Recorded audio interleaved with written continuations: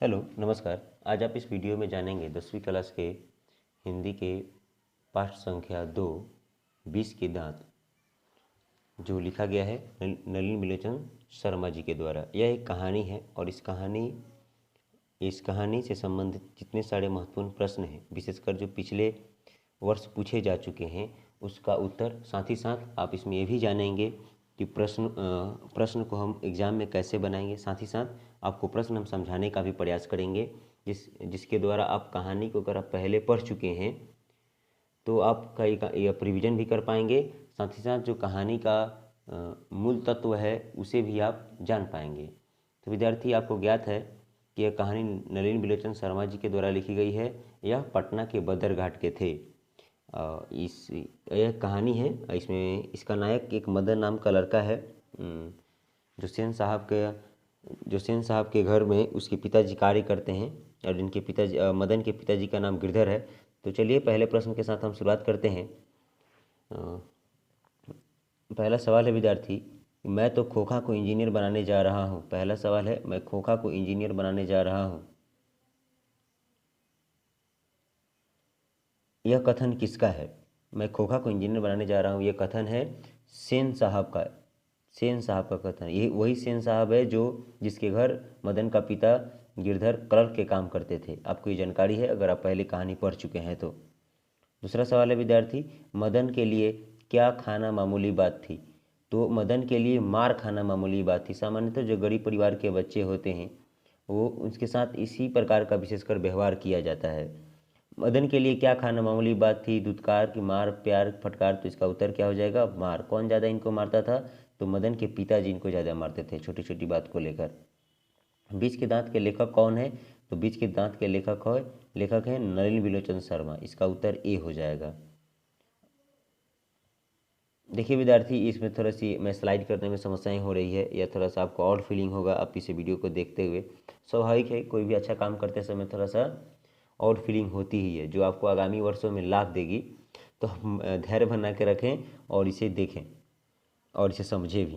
अगला सवाल है 4 नंबर, नलिन बिलोचन शर्मा द्वारा लिखित कहानी में कौन है? मछली, बीच के दांत, अक्षरों की कहानी, भारतीय लिपियों की कहानी।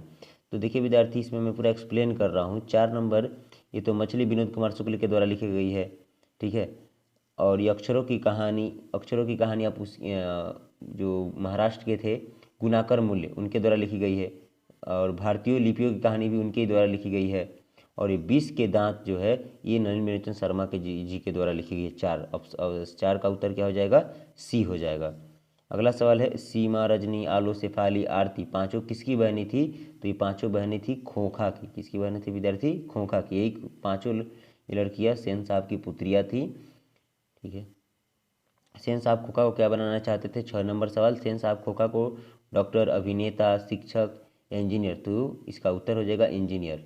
सेन साहब खोखा को इंजीनियर बनाना चाहते थे।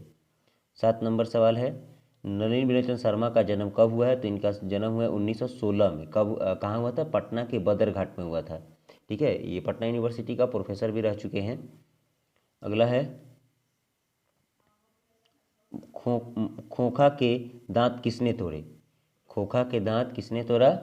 तो मदन ने तोड़ा। किसका तोड़ा विद्यार्थी? आप कमेंट सेक्शन में बताएं कि खोखा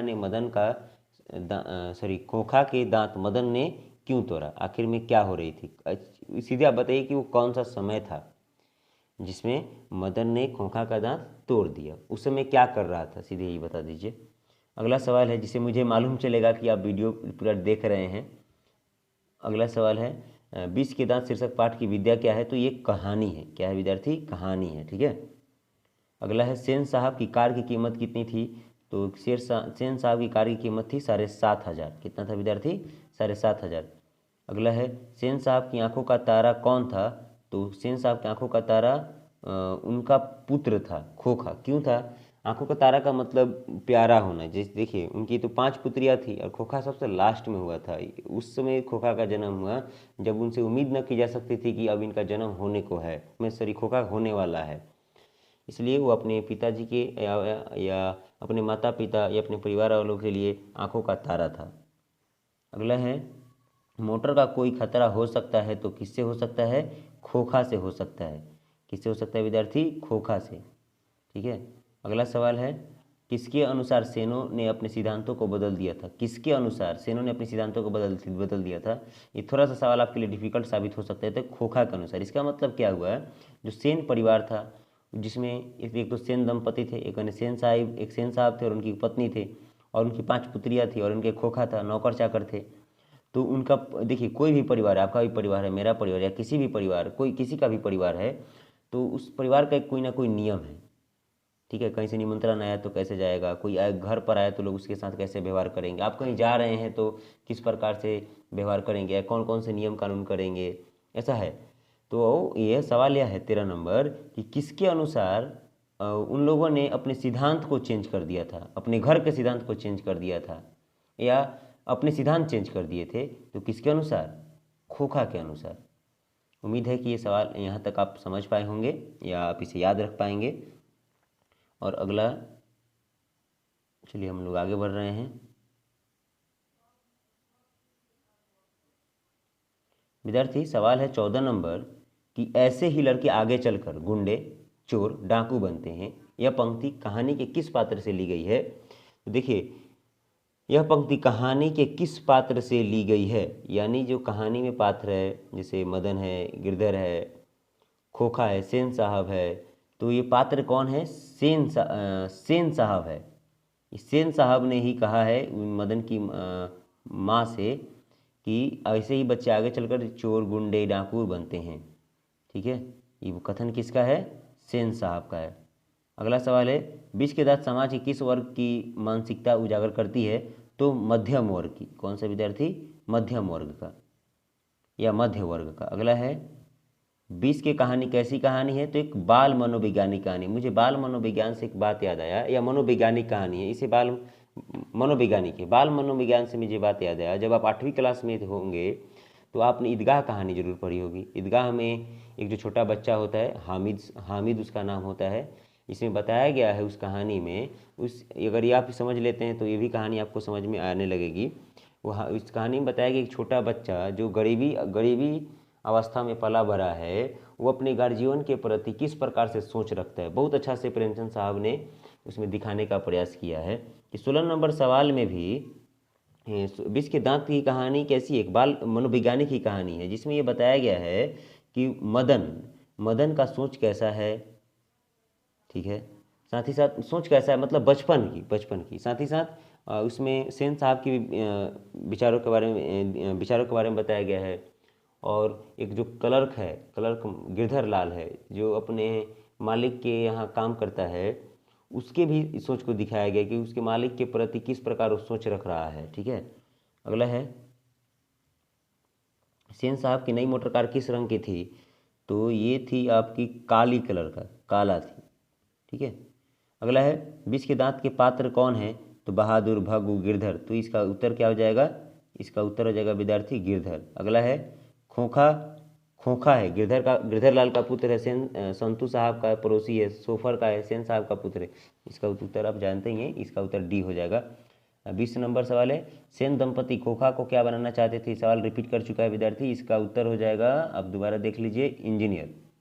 अगला है, लेखक के पिता का नाम क्या था?